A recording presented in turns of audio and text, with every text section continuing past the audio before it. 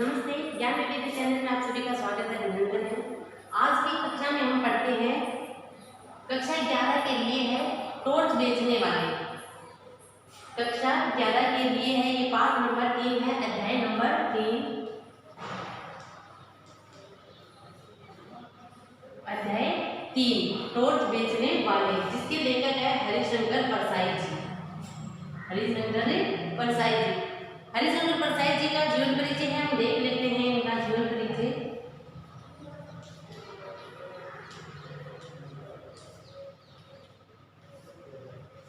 हरिशंकर परसाई जी ने, इनका जन्म 22 अगस्त 1924 को हुआ था। इनका जन्म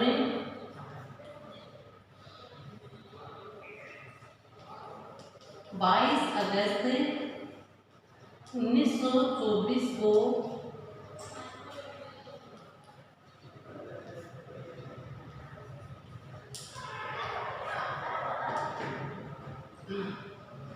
इनका जन्म है वो 22 अगस्त 1924 को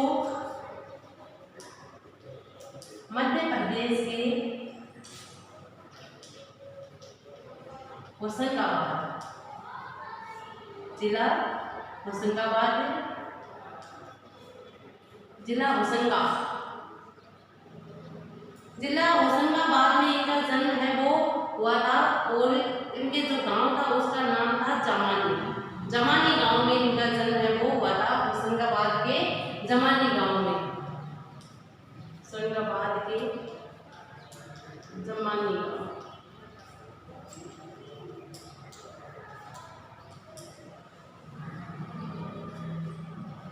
इनकी जो प्रारंभिक शिक्षा थी या इनकी जो आरंभिक शिक्षा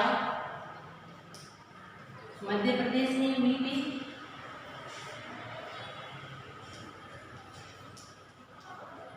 इसके बाद में इन्होंने नागपुर विश्वविद्यालय से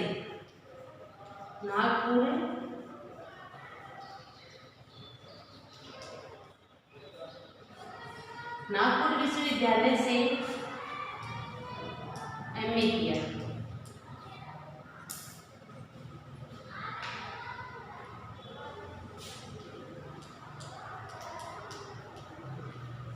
नागपुर विद्यालय से एमए किया, किस विषय में किया?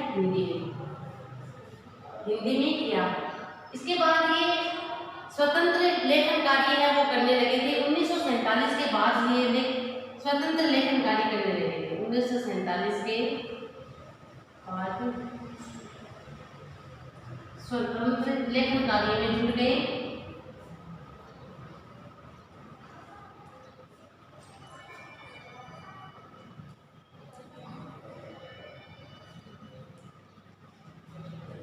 स्वतंत्र लेखन कार्य करने लगे और वसुधा नामक साहित्य पत्रिका निकाली। वसुधा नामक साहित्य पत्रिका,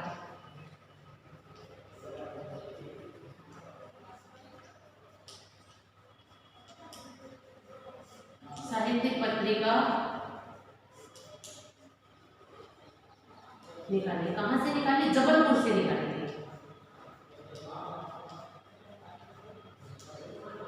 जबलपुर से। जन्म 22 अगस्त 1924 को मध्य प्रदेश के होशंगाबाद के जमानी गांव में हुआ था। तो आरंभिक शिक्षा मध्य प्रदेश में हुई थी और इसके बाद में इन्होंने नागपुर विश्वविद्यालय से है वो हिंदी में एमए किया था। इसके बाद में ये 1947 के बाद में स्वतंत्र लेखन कार्य में लग जाते हैं। वहाँ से इन्होंने जबलपुर से है वसुधा नामक पत्रिका का संपादन कार्य किया था, लेकिन आर्थिक अभाव के कारण है ये कार्य इनको बंद करना पड़ा था। संपादित तो पत्रिका कार्य था वो बंद करना पड़ा था। परसाई ने व्यंग्य विज्ञान और साहित्यिक प्रतिष्ठा प्रदान की है। उनके व्यंग्य लेखों की उल्लेखनीय विशेषता यह है कि वे समाज में आज जो विसंगतियां, जो विडंबनाएं हैं, उन पर करारी चोट करते हैं। यानी व्यंग्य विद्या को इन्होंने आगे बढ़ाया था। व्यंग्य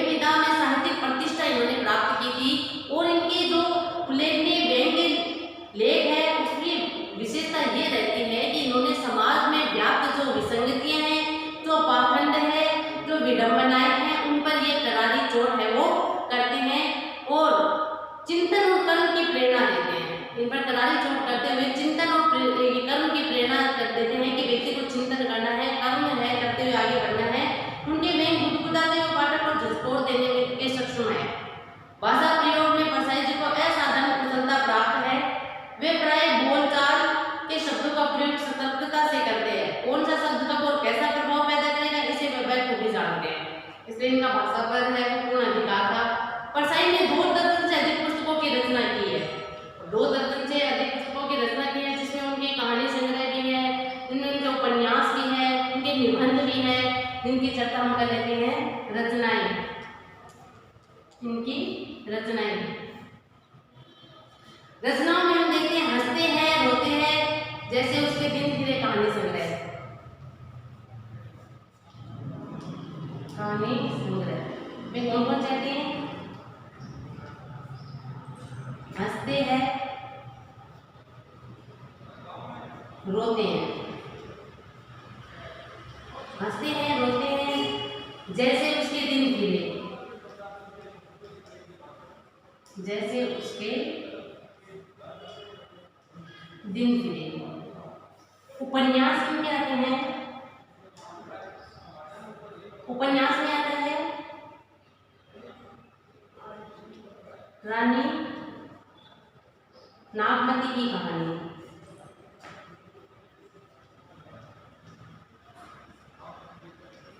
भूत के पैर पीछे होते हैं,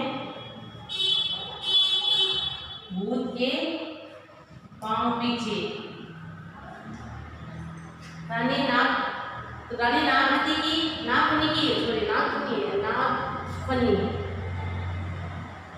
रानी नागफनी की कहानी। भूत के पांव पीछे, बेईमानी की परत, बेईमानी की परत, बेईमानी की परत, पगडंडियों का रास्ता, पगडंडियों का जमाना,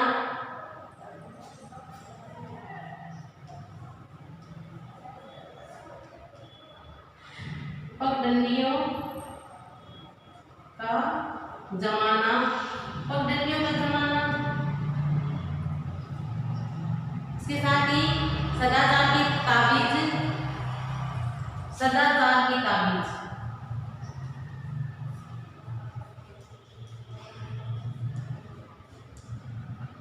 शिकायत मुझे भी है, शिकायत मुझे भी है, अंत और अंत में, और अंत में, और अंत में, ये इनके उपन्यास संग्रह। देखिए कहानी संग्रह में आते हैं हंसते हैं, रोते हैं, जैसे उसके दिन फिरे। उपन्यासों की अगर बात की जाए, हरिशंकर परसाई जी इनके उपन्यास है रानी नागफनी की कहानी, भूत के पांव पीछे, बेईमानी की परत, पगडंडियों का जमाना, शिकायत मुझे भी है, और अंत में, ये इनके क्या है उपन्यास संग्रह। अब इनके निबंध संग्रह की अगर बात की जाए तो निबंध वैष्णव के फिसलन, निबंध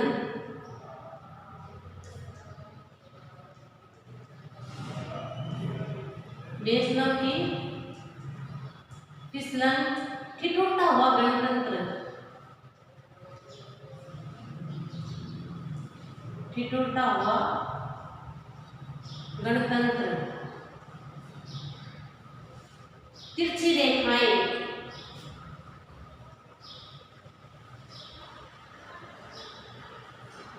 तिरछी रेखाएं और विकलांग श्रद्धा का दौर,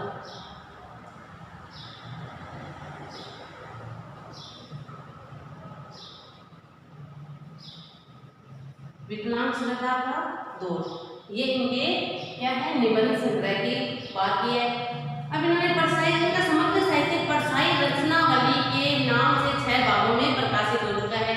यह संकलित जो अपनी कहानी है टॉर्च बेचने वाले, टॉर्च बेचने वाले में टॉर्च के प्रतीक के माध्यम से परसाई जी ने आस्थाओं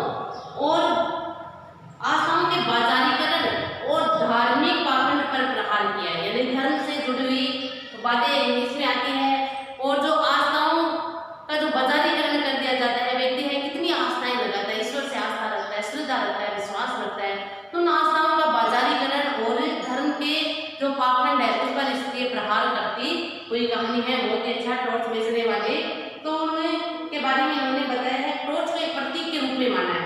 टॉर्च से हम क्या करते हैं, उजाला करते हैं, और उजाला के प्रतीक के रूप में है टॉर्च को है वो लेते हैं, और वो किस प्रकार से कहानी को आगे बढ़ाते हम पढ़ते हैं। वह पहले चौराहे पर बिजली बीच में कुछ दिन मैं नहीं दिखा, कल फिर दिखा, मगर इस बार उसने दाढ़ी बढ़ा ली तो लंबा कुर्ता पहन रखा था।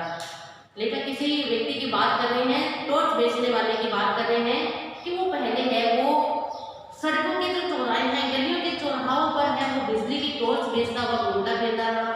बहुत दिनों बाद वो दिखा नहीं, अब कल मुझे देखने को मिला, मुझे दिखा तो मैंने उसे देखा कि उसने अपनी दाढ़ी बढ़ा रखी है, उसके हुलिया ही बदल गया था, उसकी वेशभूषा बदल गई थी, उसने दाढ़ी बढ़ा रखी है और लंबा सा कुर्ता पहन रखा है। मैंने पूछ लिया, भाई कहाँ रहे, इतने दिन कहाँ रहे थे, कहाँ चले गए थे और ये दाढ़ी वाड़ी क्यों बढ़ा ली? उसने जवाब दिया, बाहर गया था। दाढ़ी वाले का सवाल उसके जवाब यह दिया कि दाढ़ी पर हाथ देने लगा। मैंने कहा, आप तुम टॉर्च नहीं बेच रहे हो? तो अब इसने ये जवाब देते हुए अपनी दाढ़ी पर हाथ घुमाया और कह रहा है कि बाहर गया हुआ था। अब कहते हैं कि भाई आजकल तुम टॉर्च नहीं बेचते, टॉर्च बेचने का काम करते थे, टॉर्च नहीं बेच रहे। तो उसने कहा वह काम बंद कर दिया, अब तो आत्मा के भीतर टॉर्च जल उठा है। ये सूरज साहब टॉर्च अब व्यर्थ मालूम होते हैं। सूरज साहब कंपनी का नाम, सूरज साहब टॉर्च बेचता था और कहते हैं कि भाई टॉर्च नहीं बेचता, तो कहते हैं कि आजकल वो काम बंद कर दिया। अब जो अंतरात्मा है, भीतर की आत्मा है, उसमें प्रकाश फैल गया है। अब उसे जो ये बाहरी दिखावे वाली जो टॉर्च है, सूरज साहब टॉर्च, ये सब व्यर्थ मालूम पड़ती है। अब ज्ञान का उजाला हो गया है मेरे हृदय में, ऐसा कह रहा है कि आत्मा के भीतर है वो टॉर्च जल उठा है। तो अब इसलिए ये सब बाहरी जो टॉर्च है, सूरज साहब टॉर्च है, वो क्या व्यर्थ दिखती है, बेकार लगने लगी है। मैंने कहा, तुम संन्यास ले रहे हो जिसकी आत्मा में प्रकाश रह जाता है, वह इसी तरह हरामखोरी पर उतर आता है। किससे दीक्षा ले आए? शिक्षा दीक्षा लेते हैं, दीक्षा लेते हैं, किसी ज्ञान लेके आ गए, पूछ रहे भाई किससे ज्ञान लेके आ गए ये, है ना? अब ये दाढ़ी वाड़ी बढ़ा ली, हुलिया बदल दिया, क्या तुम संन्यास ले रहे हो? हाँ, किसने दी थी तुम्हें ये शिक्षा? और कह रहे हैं कि अबे किसकी आत्मा में प्रकाश रह जाता है, वह इसी तरह, जिसकी आत्मा में प्रकाश रह जाता है वो तो ऐसे हरामखोरी वाली बातें करने लगता है, कर्म से पिछड़ने लगता है, कर्म ऐसा व्यंग्य कर रहे हैं यहाँ कि वो तुम्हारे जैसी ही बातें करेगा, है ना? तो कह रहे हैं कि किससे शिक्षा लेके आए हो? मेरी बातों से पीड़ा हुई। उसने कहा, ऐसे कठोर वचन मत बोलिए। अब उसे बुरा लगा कि आप ऐसे कठोर वचन मत बोलिए, आत्मा तो एक होती है। अब अगर मुझे आप इस तरह से कठोर वचन बोल के मेरी आत्मा को दुखी कर रहे हो, तो इसका मतलब है तुम अपनी आत्मा की हानि कर रहे हो, है ना? आत्मा तो एक होती है, मैंने तो ऐसा सुना है, आत्मा सबकी एक होती है। मेरी आत्मा को चोट पहुंचाकर आप अपनी आत्मा को कष्ट दे रहे हो। मैंने कहा, ये सब तो ठीक है, मगर यह बताओ कि तुम ऐसे कैसे हो गए? क्या बीबी ने तुम्हें त्याग दिया? क्या उधार मिलना बंद हो गया? कहते हैं भाई अचानक से ये तुम्हारे क्या सोचे तुमने, है ना? अपना काम धंधा छोड़कर और तुम ये टॉर्च बेचने वाला काम धंधा छोड़कर दाढ़ी वाड़ी बढ़ा ली और ये चोगा तुमने पहन लिया, संन्यास की बातें कर रहे हो, ज्ञान की बातें कर रहे हो। तो क्या तुम्हारी पत्नी ने त्याग दिया क्या तुम्हें? या तुम जो उधार लेते थे वो मिलना बंद हो गया इसलिए तुम ये ऐसा कर रहे हो? या साहूकार ने ज्यादा तंग करना शुरू कर दिया, या जिससे तुमने उधार ले रखा था उन साहूकारों ने तुम्हें बहुत ज्यादा तंग करना शुरू कर दिया है? क्या चोरी के मामले में फंस गए हो, या तुम किसी चोर मोरी की डकैती में तुम्हारा नाम आ गया इसलिए तुम उससे बचने के लिए अपना ये हुलिया चेंज करके बैठे हो, हुलिया बदल के बैठे हो, है ना? क्या इसका आखिर बाहर का टॉर्च भीतर आत्मा में कैसे घुस गया? आगे तुम बाहर टॉर्च बेचने का काम करते थे, वो आत्मा में कैसे घुस गया? अंदर प्रकाश कैसे फैल गया, कैसे उजाला हो गया? कुछ तो बोलो, कुछ तो बताओ। उसने कहा, आपके सब अंदाज गलत है कि आपने जो जितनी बातें कही कि साहूकार ने तंग करना शुरू कर दिया, उधार मिलना बंद हो गया, पत्नी ने त्याग दिया, या फिर किसी चोरी के मामले में पड़ गई, सारे आधार गलत है, सारे आधार गलत है ना? जो तुमने अंदाज दिए वो सब गलत है, ऐसा कुछ भी नहीं हुआ है। यह घटना हो गई जिससे जीवन बदल गया। मेरे जीवन में एक ऐसी घटना घटित हो गई जिसने मेरे जीवन को बदल दिया। मैं दूर जा रहा हूँ, वैसे मैं इसे गुप्त रखना चाहता हूँ, मैं किसी को बताना नहीं चाहता हूँ कि मेरे जीवन में ऐसी क्या घटना घटित हुई, लेकिन मैं कहीं दूर जा रहा हूँ इसलिए मैं आपको बता देता हूँ कि मेरे जीवन में क्या घटा। आपको उस घटना का किस्सा है वो सुना देता हूँ। उसने बयान शुरू किया। 5 साल पहले की बात है, मैं अपने एक दोस्त के साथ हताश एक जगह बैठा था। हमारे सामने आसमान को छूता हुआ एक सवाल खड़ा था और वह सवाल था कि पैसा कैसे पैदा करें।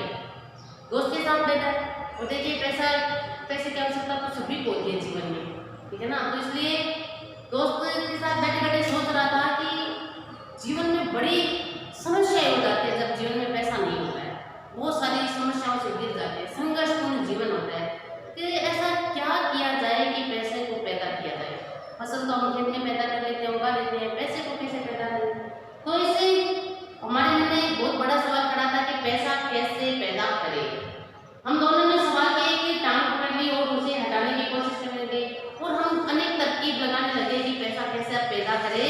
ये टांग पकड़ के हम उसकी खींचातानी कर रहे हैं, लेकिन हमें कुछ हासिल नहीं होता, हम कोई नतीजे पर नहीं पहुंच पाते हैं, कोई परिणाम नहीं निकल पाता है कि पैसा कैसा पैदा करें। इसका हल हमें नहीं मिलता है। सवाल वैसा का वैसा हिलता ही नहीं है, इतना हिलता डुलता वैसा का वैसा सामने पहाड़ी के जैसे खड़ा रहता है। यह खड़ेगा नहीं, इसे टाल दे। तो दोस्त ने कहा कि यार समझ में नहीं आता है, इसे छोड़ दे, पैसा कैसे पैदा करे, इस सवाल को हम त्याग दे, छोड़ दे, ये अटल है, ये हटने वाला नहीं है, हम इसे टाल देते हैं। हमने दूसरी तरफ मुंह कर लिया, पर वह सवाल फिर हमारे सामने आकर खड़ा हो गया।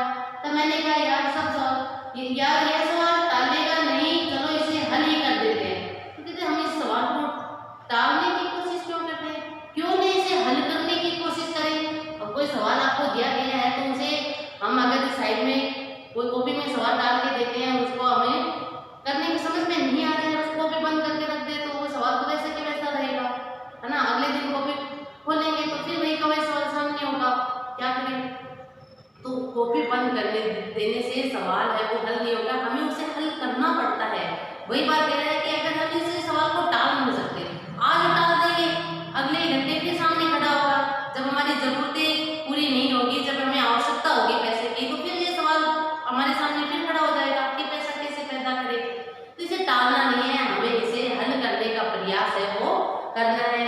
ऐसे कहते हैं कि चलो हम इसे हल कर देते हैं, पैसा पैदा करने के लिए कुछ काम धंधा करना पड़े, हम इसी वक्त अलग अलग दिशाओं में अपनी अपनी किस्मत आजमाने के लिए निकल पड़ते हैं और बहुत अच्छा उपाय बताते हैं लेकर कि भाई चलो हमें ये कहते हैं कि दोनों के बीच, दोस्तों के बीच वार्तालाप हो रही है, तो क्लोज बेस्ट में दोस्त कहते हैं कि हम इसे ऐसा करते हैं कि हम पैसे को पैदा करने के लिए हमें कर्म करने पड़ेंगे, मेहनत करनी पड़ेगी और हम अपनी किस्मत को आजमाने के लिए है वो अलग अलग दिशाओं में अलग अलग धंधा करने के लिए निकल पड़ते हैं। 5 साल बाद ठीक इसी तारीख को इसी वक्त यहाँ पर मिलेंगे। दोस्त ने कहा यार साथ ही क्यों नहीं चलते। दोस्त ने कहा कि अलग अलग दिशाओं में साथ ही चलते, तो कहा कि नहीं साथ नहीं जा सकते, साथ जाने से किस्मत वो टकराती है और टकरा कर जो है वो सपने टूट कर बिखर जाते हैं, इसलिए नहीं साथ में नहीं चलेंगे, अलग अलग दिशा में जाते हैं। साथ जाने से जितनी भी पुरानी कथाएं मैंने सुनी है उसमें जितने भी अच्छे लोग हुए हैं वो अलग अलग दिशाओं में है वो कार्य करने के लिए गए हैं, किस्मत आजमाने वाले अलग अलग दिशाओं में गए हैं, हम साथ नहीं चलेंगे। मैंने कहा नहीं, किस्मत आजमाने वाले जितनी पुरानी कथाएं मैंने पढ़ी है तो साहब हम अलग अलग चल पड़े। मैंने टॉर्च बेचने का धंधा शुरू कर दिया, चौराहे पर या मैदान के लोगों को इकट्ठा कर लिया था, बहुत नाट के ढंग से कहता। तो कहते हैं कि हम अलग अलग दिशा में चल पड़ते हैं और मैंने तो टॉर्च बेचने का काम शुरू कर दिया। अलग अलग गलियों में, चौराहों पर, मैदानों में, सब जगह मैं जाता था, सार्वजनिक स्थानों पर जाता था और बड़े ही नाटकीय ढंग से अपनी टॉर्च की प्रशंसा करता था और बोल रहा था आजकल सब जगह अंधेरा छाया हुआ है, रातें बेहद काली होती है, साथ ही अपना ही हाथ को हाथ है वो सूझता नहीं है, दिखाई नहीं देता है, आदमी को रास्ता नहीं दिखता है, भटक जाता है, उसके पांव कांटों में बिंध जाते हैं, वे गिर जाता है, घुटने लहूलुहान हो जाते हैं, उसके आसपास भयानक अंधेरा छा जाता है, वो शेर चीते की तरह घूम रहे हैं और कहते हैं साफ जमीन पर देख रहे हैं, अंधेरा सबको निकल रहा है ना, अंधेरा वो सबको निकल रहा है, नगर में चारों तरफ अंधेरा ही अंधेरा है। आदमी रात को पेशाब करने उठता है और सांप पर उसका पांव पड़ जाता है, सांप उसे डस देता है, मर जाता है। कितने सारे तर्क दिए हैं टॉर्च बेचने के लिए। आपने तो देखा ही है साहब कि लोग मेरी बातें सुनकर कैसे डर जाते हैं और लोग ऐसे भयानक बातों को सुनकर डर जाते थे। तो कहते यहाँ लोगों को डराना मुश्किल कार्य नहीं है, बड़ा ही आसान है लोगों को डराना। आदमी कितना डरता है, लोग डर जाते तब मैं कहता भाइयों यह सही है कि अंधेरा है मगर प्रकाश भी तो है, अंधेरा तो है भाई पर इसका हल भी तो है, प्रकाश इसका हल है और वही प्रकाश में आपको देने के लिए हमारे सूरज छाप टॉर्च से वह प्रकाश है जो अंधकार को दूर भगा देता है। इसी वक्त सूरज छाप टॉर्च खरीदो और अंधेरे को दूर करो। जिन भाइयों को चाहिए हाथ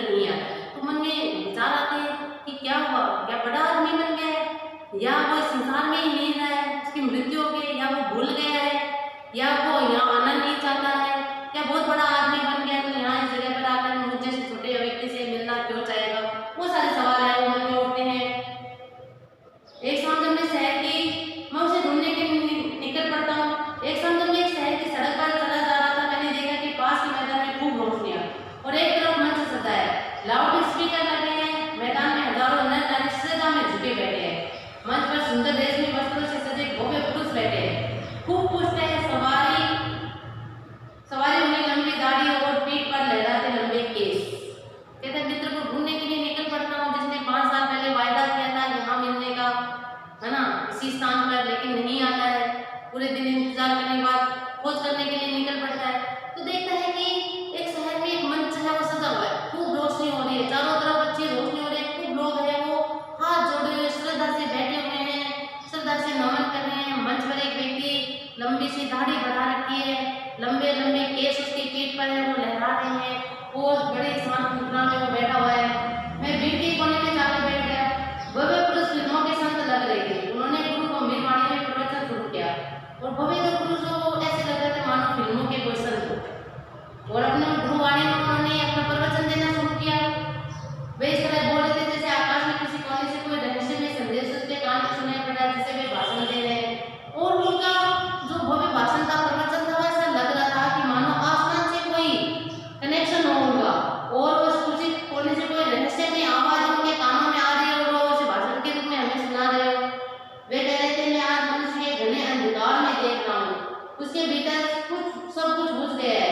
यह युगी अंधकार में, यह सर्वग्राही अंधकार संपूर्ण विश्व को अपने उदर में छुपाए है। आज मनुष्य इस अंधकार से घबरा हो रहा है, वह पदभ्रष्ट हो गया। आज आत्मा में भी अंधकार है, अंतर की आंखें ज्योतिहीन हो गई है, वे उसे भेद नहीं पाती है, मानो आत्मा अंधकार में घुटती है। मैं देख रहा हूँ मनुष्य की आत्मा भय और पीड़ा से ग्रस्त है। प्रवचन देते हैं, प्रवचन के कुछ शब्द यहाँ प्रस्तुत किए कि कहते हैं कि आज चारों तरफ अंधेरा छाया हुआ है, व्यक्ति की आत्मा में अंधेरा छा गया है, उसे कुछ दिखाई नहीं दे रहा है, पदभ्रष्ट हो गया है, अपने कर्म से विहीन हो गया है और अपने आत्मा के अंधकार में ही वो विलुप्त होता जा रहा है। और उसके अंदर की आंखें हैं वो ज्योतिहीन हो गया। अंतर आत्मा की जो आंखें है वो ज्योति, उसमें प्रकाश नहीं रहा है, वो उसे भेद नहीं पाती है। मानव आत्मा अंधकार से घुटती चली जा रही है और मानव की आत्मा है वो अंधकार से अंदर ही घुट रही है। मैं देख रहा हूँ मनुष्य की आत्मा भय और पीड़ा से ग्रस्त है। इसी तरह वे बोलते थे और लोग स्तब्ध होकर उनको सुनते रहे। मुझे हंसी छूट रही थी, एक दो बार दबाते दबाते भी हंसी फूट गई और पास के श्रोताओं ने मुझे डांटा। अब लेकर कहते कि मुझे उनकी बातें सुनकर बड़ी हंसी आ रही थी। हंसी को रोकने का प्रयास किया लेकिन हंसी को अधिक देर तक नहीं रोक पाया मैं, और एक दो बातों पर मेरी हंसी फूट पड़ती है। जैसे ही हंसता हूँ तो श्रोताओं ने कहा चुप रहिए, हंसने की जरूरत नहीं है, सुनो ध्यान से, है ना। तो डांट दिया मुझे। भव्य पुरुष प्रवचन के अंत पर पहुंचते हुए कहने लगे, भाइयों बहनों डरो मत, जहाँ अंधकार है वहाँ प्रकाश भी है। और कह रहा है कि जहाँ अंधकार है वहाँ प्रकाश भी है। अंधकार में प्रकाश की किरण है, जैसे प्रकाश में अंधकार की किंचित कालिमा है, जैसे प्रकाश में अंधकार की किंचित कालिमा है, एक छोटी सी कालिमा लकीर है, वो तो हट जाएगी प्रकाश से। प्रकाश भी है बाहर, प्रकाश बाहर नहीं है, उसे अंतर में खोजो। और क्या कह रहे हैं कि प्रकाश हमें चारों तरफ दिखाई देने वाले ऐसे प्रकाश नहीं है, अपने अंतर आत्मा में उस प्रकाश को खोजने का प्रयास कीजिए। इस तरह से प्रवचन करते हैं, अंतर में बुझी उस ज्योति को जगाओ, और तुम्हारे अंतर आत्मा की ज्योति जो बुझ गई है उसे फिर से प्रज्वलित कीजिए। ऐसा मैं तुम सबका उस ज्योति को जगाने के लिए आह्वान करता हूँ, और मैं तुम्हें सब अंतर आत्मा की ज्योति जो बुझ गई है उसे जगाने के लिए मैं तुम सबको आमंत्रित करता हूँ, आह्वान करता हूँ। मैं तुम्हारे भीतर वही शाश्वत ज्योति को जगाना चाहता हूँ। हमारे साधना मंदिर में आकर उस ज्योति को अपने भीतर जगाओ। साहब अब तो मैं खिलखिलाकर हंस पड़ा। पास के लोगों ने मुझे धक्का देकर भगा दिया। मैं मंच के पास जाकर खड़ा हो गया और जैसे उनके प्रवचन की बातें सुनी अपने मित्र की तो बड़ी हंसी आती है, जोर जोर से हंसने लगते हैं। श्रोता थे, उन्होंने वो बाधित हो रहे थे, उनको धक्का मार के वहां से भगा दिया। जाकर मंच के पास खड़े हो जाते हैं, अपने मित्र के मंच के पास खड़े हो जाते हैं। वह पुरुष मंच से उतरकर कार कर रहे थे। मैंने उन्हें ध्यान से पास से देखा, उसकी दाढ़ी बड़ी हुई थी इसलिए मैं थोड़ा झिझका, पर मेरी और तो दाढ़ी नहीं थी। मैं तो उसी मौलिक रूप में था। उसने मुझे पहचाना, बोले अरे तुम। मैं पहचान कर बोलने वाला था कि उसने मुझे हाथ पकड़कर कार में बिठा लिया।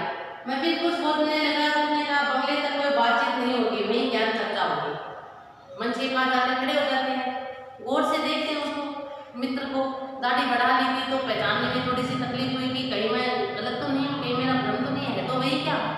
तो इसलिए मंच के पास जाकर जैसे मंच से उतरते हैं, संत मंच से उतरते हैं कार में बैठने के लिए, कहते हो मैं तो उन्हें शायद मुझे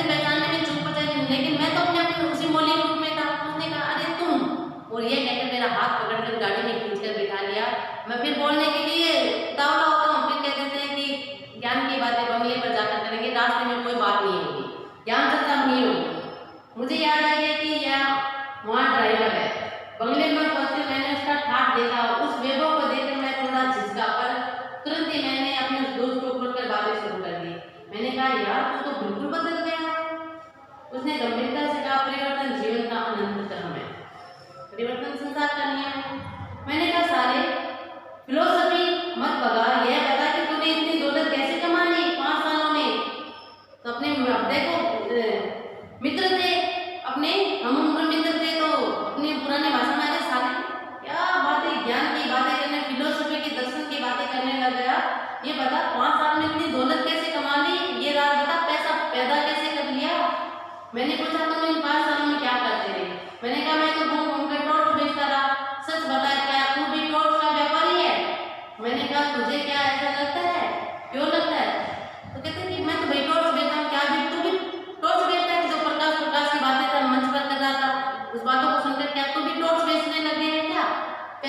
तो कहता कि क्या तुझे ऐसा लगता है कि मैं टॉर्च बेचता हूँ, है तुझे ऐसा लगता है क्या, और लगता है तो क्यों लगता है। मैंने उसे बताया कि जो बातें मैं कहता हूँ वही तू कह रहा था, मैं सीधे ढंग से कहता हूँ, उन्हीं बातों को ऐसे में ढंग से कहता है। कहते मैं तो इसलिए कह रहा हूँ भाई तेरा प्रवचन सुना मैंने भी मंच से कि जिस बातों को मैं अपने टॉर्च बेचने के लिए प्रयोग करता हूँ, जिन भाषा का प्रयोग करता हूँ, जिन शब्दों का प्रयोग करता हूँ, वही शब्द तुम दोहरा रहे थे, वही का वही तुम बोल रहे थे। बस इतना था कि मैं साधारण भाषा में उसे बोल रहा था, तुम वैसे में तरीके से बोल रहे थे। तो इसलिए मुझे लगता है क्या तुम भी टॉर्च बेचने लगे क्या। अंधेरे का डर दिखाकर लोगों को टॉर्च बेचता हूँ, तू भी अभी लोगों को अंधेरे का डर दिखा रहा था, तू भी जरूर टॉर्च बेचता होगा, इसलिए कह रहा हूँ। उसने कहा तुम मुझे नहीं जानते, मैं टॉर्च क्यों बेचूंगा, मैं साधु दार्शनिक संत कहलाता हूँ। कहते तुम मुझे नहीं जानते, तुम ठहरे टॉर्च बेचने वाले, लेकिन मैं टॉर्च बेचने वाला नहीं हूँ, मैं हूँ दार्शनिक, बहुत बड़ा संत कहलाता हूँ, मुझे साधु कहकर पुकारा जाता है। मैंने कहा तुम कुछ भी कह रहे हो, बेचते तुम टॉर्च ही हो। तो भाई तुम चाहे कोई तुम्हें दार्शनिक कहे चाहे कोई संत कहे, लेकिन तुम बेचते तो टॉर्च ही हो, प्रकाश ही कहला रहे हो। तुम्हारे और मेरी प्रवचन एक ऐसे चाहे कोई दार्शनिक बने, संत बने, साधु बने, अगर मैं लोगों को अंधेरे का डर दिखाता है तो जरूर अपनी कंपनी का टॉर्च बेचता रहता है। चाहे वो कोई भी व्यक्ति हो, चाहे दार्शनिक हो, चाहे संत हो, कोई सामान्य व्यक्ति हो, अगर वो व्यक्ति को अंधेरे का डर दिखा रहा है तो इसका मतलब क्या है, वो कोई प्रकाश वाली वस्तु ही बेच रहा है, टॉर्च ही बेच रहा है। फिर सीधा सीधा अर्थ है इसका लगाया जा सकता है। तुम जैसे लोगों के लिए हमेशा अधिकार छाया रहता है। बताओ तुम्हारे जैसे किसी आदमी ने हजारों में कभी भी ये कहा कि दुनिया में प्रकाश फैला है, कभी नहीं कहा। क्यों, इसलिए कि उन्हें अपनी कंपनी का टॉर्च बेचना है। मैं खुद भर दोपहर में लोगों से कहता हूँ कि अधिकार छाया है, बता किस कंपनी का टॉर्च बेचता है। मेरी बातों से उसके ठिकाने पर ला दिया। उसने सहज ढंग से कहा तेरी बात ठीक है, मेरी कंपनी नहीं है, सनातन है। तो ठीक है, मान लेता है कि हाँ भाई ठीक है, तुम भी प्रकाश देते हो, मैं भी प्रकाश दे रहा हूँ, लेकिन तुम्हारी और मेरी कंपनी में अंतर है। तुम है कि सूरज छाप कंपनी की टॉर्च बेचते हो और मैं है सनातन कंपनी की टॉर्च बेचता हूँ। बड़ा ही व्यंग्य को यहाँ हो रहा है, बड़ा ही जो ये समाज में व्याप्त आडंबर है, इनकी चर्चा है वो कर रहे हैं यहाँ हरिशंकर प्रसाई जी। आस्था का किस प्रकार से बाजारीकरण है वो दिखा रहे हैं कि देखिए हमारे धर्म के प्रति हमारी आस्था होती है, हमारे ईश्वर के प्रति हमारी आस्था होती है, और उस आस्था को किस तरह से उसका बाजारीकरण यानी पैसे कमाने के लिए प्रयोग लोग करते हैं। तो कहता है कि हाँ भाई मान लिया ठीक है, तू सूरज साहब कंपनी की टॉर्च बेचता है और मैं सनातन धर्म की टॉर्च बेचता हूँ। मैंने पूछा कहाँ है तेरी दुकान, नमूने के लिए एक टॉर्च तो दिखा। सूरज साहब टॉर्च से बहुत ज्यादा बिकी है उसकी, इसीलिए तो इतना पैसे वाला हो गया कि भाई दिखा तेरी टॉर्च, तेरी दुकान कहाँ है, दिखा तो सही मैं भी देखूं। उसने कहा उस टॉर्च की कोई दुकान बाजार में नहीं है, वह बहुत सूक्ष्म है मगर कीमत उसकी बहुत मिल जाती है। तू 1-2 दिन रह तो मैं तुझे सब समझा देता हूँ। तो मित्र कहता है कि भाई जिस कंपनी की तुम बात कर रहे हो, जिस दुकान की बात कर रहे हो, उसकी कोई दुकान बाजार में नहीं है, वह बहुत सूक्ष्म है, उसकी बहुत सूक्ष्म है, तुम्हें दिखाई नहीं दे रही है वो।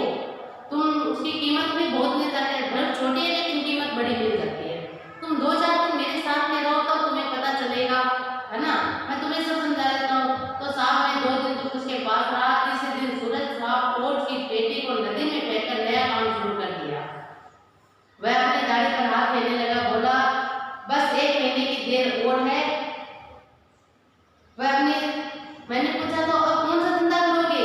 उसने कहा धंधा वही करूंगा यानी टॉर्च बेचूंगा, बस कंपनी बदल रहा हूँ। वाह वाह वाह, कितना गजब व्यंग्य है तुम्हें कि मित्र से मिल जाता है, मित्र उसे सब समझा देता है। तो कहता है कि अब भाई मैंने जो टॉर्च बेचने वाला कार्य था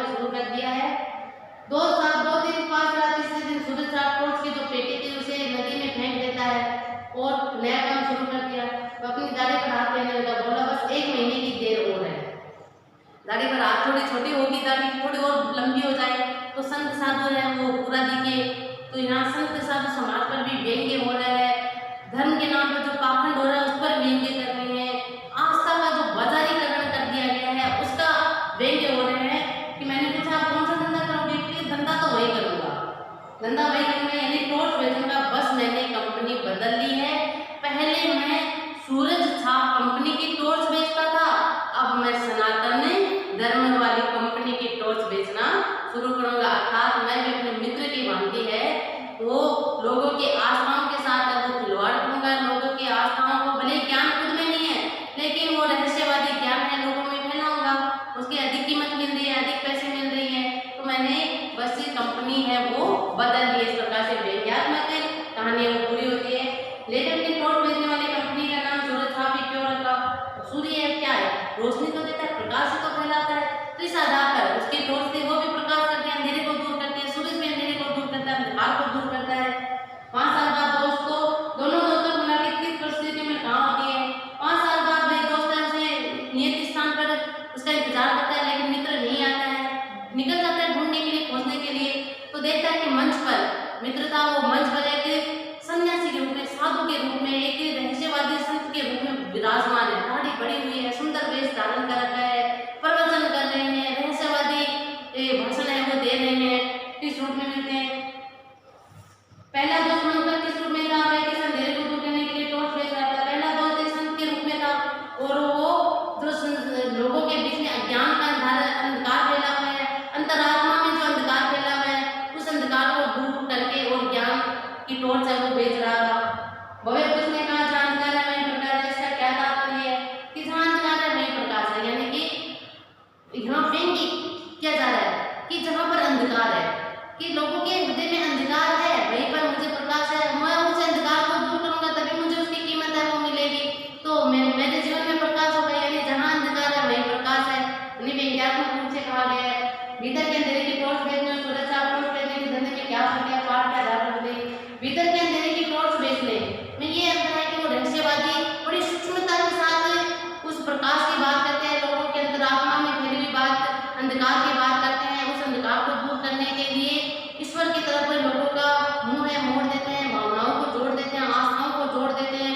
बहुत अधिक कीमत और धर्म के नाम पर लोग है वो बहुत जल्दी है वो अपने परिवर्तन कर देते हैं, बहुत अच्छी कीमत मिल जाती है। लेकिन सूरज छाप टॉर्च थी उसको लोग खरीदे तो खरीदे, नहीं खरीदे वो इतने प्रभावशाली नहीं हो देगी, और जिसको आवश्यकता होगी वही खरीदा, नहीं खरीदेगा उसे, उसकी कीमत भी है वो बहुत कम मिल रही थी। तो दोनों में है वो काफी अंतर था। सवाल के पांव जमीन में घेरे गए, ये बड़े गए, इस कथन में मनुष्य की किस प्रवृत्ति को संकेत करते थे? सवाल के पांव, यानी कि मन में जो सवाल था कि पैसा पैदा कैसे करें, इसके पांव जमीन में काफी गड़े हैं, उखड़ते नहीं है, यानी कि मन में ऐसे ऐसे सवाल आ जाते हैं, ऐसी ऐसी बाधाएं जीवन में आती है कि जिनका हल निकालना है मनुष्य के लिए बहुत संघर्ष करना पड़ता है। उनके हल को निकालने के लिए मनुष्य को बहुत दिन रात एक करने पड़ते हैं, बहुत गहराई से वो समस्याएं जीवन में आ जाती है और बहुत उसका अस्तित्व है वो गहरा होता है, उन्हें निकालने के लिए उनके पैर उखाड़ने की आवश्यकता पड़ती है। व्यंग्य विधा में भाषा सबसे धारदार है, भाषा इसकी संरचना को आधार बनाकर इस कथन के पक्ष में अपने विचार। व्यंग्य, अब देखिए व्यंग्य में भाषा का महत्वपूर्ण होता है, भाषा व्यंग्यात्मक होगी तभी व्यंग्य निकल कर बाहर आता है, नहीं तो नहीं आता है। जैसे इस कहानी में बहुत जगह पर है व्यंग्य किया गया है, अंत में भी कितना धंधा वही करूंगा, यानी टॉर्च ही बेचूंगा लेकिन कंपनी बदल दी। अब कंपनी के बाद कंपनी से मतलब व्यंग्य किया जा रहा है, शब्द भाषा के माध्यम से व्यंग्य हो रहा है यहाँ कि भाई पहले था सूरज छाप कंपनी थी उसकी टॉर्च बेचता था, अब है कि कहने का मतलब है कि सनातन कंपनी की है वो टॉर्च बेचूंगा, यानी भाषा के माध्यम से ये व्यंग्य वो निकल कर आता है। क्या पैसा कमाने के लिए मनुष्य कुछ भी कर सकता है? पैसा कमाने के लिए व्यक्ति को कुछ भी कर सकता है, वो कहीं भी जा सकता है। प्रकाश बाहर नहीं है, अंतर में है, खोजो अंतर में बुझो, ज्योति को जगाओ। प्रकाश तो बाहर नहीं है। अपने प्रवचन के माध्यम से लोगों पर प्रभाव डालने के लिए लेखक का मित्र है वो कहता है कि प्रकाश तो बाहर नहीं है, प्रकाश तो कहाँ है? अंदर है। उसे अपने हृदय में खोजो, अंतरात्मा में खोजो। अंतरात्मा में प्रकाश फैलेगा तो चारों तरफ में प्रकाश ही प्रकाश दिखाई देगा, अंधकार जीवन में आएगा ही नहीं। धंधा वही करूंगा, टॉर्च बेचूंगा, बस कंपनी बदल रहा हूँ। तो कह रहे हैं कि बस मैंने वो जो छोटा सा धंधा था टॉर्च बेचने वाले का जिससे कमाई नहीं होती थी उसको बड़ा करने के लिए है, धंधा तो वही है लेकिन मैंने अपनी कंपनी को बदल दिया है। टॉर्च बेचने देखने में सूरज साहब टॉर्च की बेटी को नदी में क्यों फेंक दिया, क्योंकि अब वो काम की नहीं थी। अब उसका महत्व उसे समझ में आ गया था कि वो महत्व नहीं है, उसे उसके सपने पूरे नहीं हो सकते, उसके मन में जो सवाल था कैसा पैदा करे, उस सवाल का हल नहीं था वो, इस वजह से फेंक देता है और दूसरे सवाल की तरफ दूसरा जो हल था उसकी तरफ निकल पड़ता है।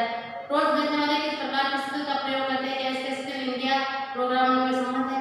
टॉर्च बेचने वाले बहुत ही अपनी कुशलता दिखाते हैं, कौशल क्षमता का परिचय देते हैं, वो स्किल दिखाते हैं अपनी, ये तो मेरी टॉर्च है, ये है, दिन में भी इसका उजाला अच्छा होता है, उजाले में भी उजाला देता है, व्यक्ति को हाथ से हाथ नहीं छूता है, सांप काट देता है, ये कर देता है, वो कर देता है, अनेक प्रकार की कुशल क्षमताओं का प्रयोग है वो करते हैं, स्किल का प्रयोग करते हैं। गुरु गंभीर वाणी यानी विचारों से पुष्ट वाणी, सर्वग्राही यानी सबको ग्रहण करने वाला, सबको समाहित करने वाला, स्तब्ध यानी होता है हैरान, आह्वान यानी पुकारना बुलाना, शाश्वत यानी चिरंतन हमेशा रहने वाली, सनातन यानी सदैव रहने वाला। इस तरह से ये पाठ है अपना पूरा होता है। उम्मीद करती हूँ, आशा करती हूँ आपको पाठ बहुत अच्छे से समझ में आया होगा। टॉर्च बेचने वाले हरिशंकर परसाई जी का बड़ा ही व्यंग्यात्मक शैली में लिखा हुआ, व्यंग्यात्मक भाषा का प्रयोग करते हुए बहुत ही सुंदर ये कहानी उन्होंने लिखी है। और इसमें उन्होंने ये भी बताया है कि देखिए किस प्रकार से आस्था है उसका बाजारीकरण हो जाता है, किस प्रकार से धर्म के नाम पर है वो समाज में पाखंड है वो फैलाए जाते हैं, और धार्मिक जो पाखंड है उन पर ये प्रहार करती हुई बहुत ही सुंदर इनका अध्याय है वो पूरा होता है। उम्मीद करती हूँ, आशा करती हूँ आपको समझ में आया होगा। अगले अध्याय के साथ हम फिर मिलते हैं, तब तक के लिए धन्यवाद।